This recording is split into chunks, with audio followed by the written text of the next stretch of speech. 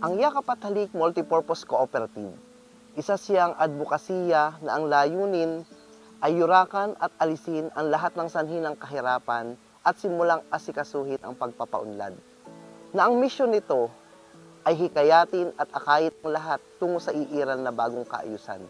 Kung kaya't sa pagsasama-sama ng 80 kasapi, nangarap sila na makapagtayo ng maayos na sistema kung papaanong ang bawat magsasaka ay matutulungan ng kooperatibang lumaki ang kita at magkaroon ng direct na merkado o pagdadalhan ng kanilang mga produkto. Matagal na po akong nagugulayan.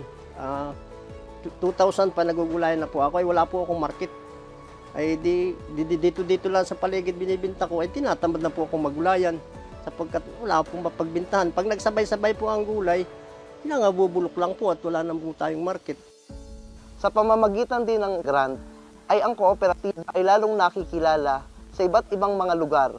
Ang mga produkto nito ay napapalawak at nabibigyan ng magandang kontribusyon o partisipasyon sa pag-unlad ng pamayanan, pag-unlad ng kabuhayan at ng bawat individual, hindi lamang ang kasapi ng kooperatiba maging ang bumubuo sa isang pamayanan o sa ating lugar. Ay nang yan, dumating na po ang kadiwa. Adi, gumanda na po ang kita namin. Katulad po noon, hindi na po ako bumabayad ng tracking. Lumalaki ang kita ko. Nung ako'y nagtatracking pa, mas parang nababawasan pa yung kita ko. Katulad po kung tatracking ako papuntang Unisan, Agdangan, 1,000 po ang maalis sa akin. Ay kung dito lang po sa kadiwa, hindi na po maalis sa akin. May kita na po agad ako 1,000 sa kada dala ko araw-araw.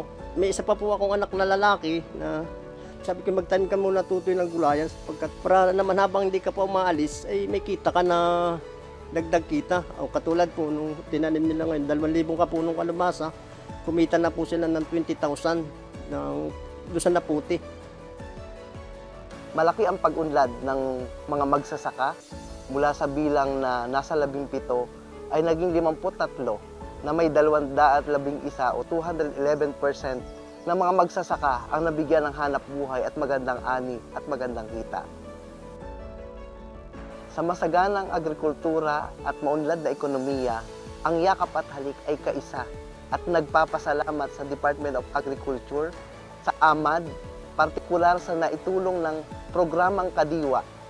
Dahil dito, ang Yakap at Halik ay nagkaroon ng mga karagdagang manggagawa na nabigyan ng hanap buhay at nagkaroon ng maayos na puhunan na siyang ginamit natin upang ang mga produkto ay na-consolidate at nadala sa tamang merkado o direct marketing.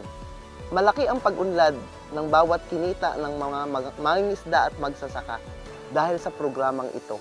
At umasa kayo na ang Yakap at Halik Multipurpose Cooperative Quezon II ay kasama ninyo kaagapay sa pagpapaunlad, sa pagtawid sa masaganang kinabukasan ng agrikultura at ng ating bansa. Mabuhay!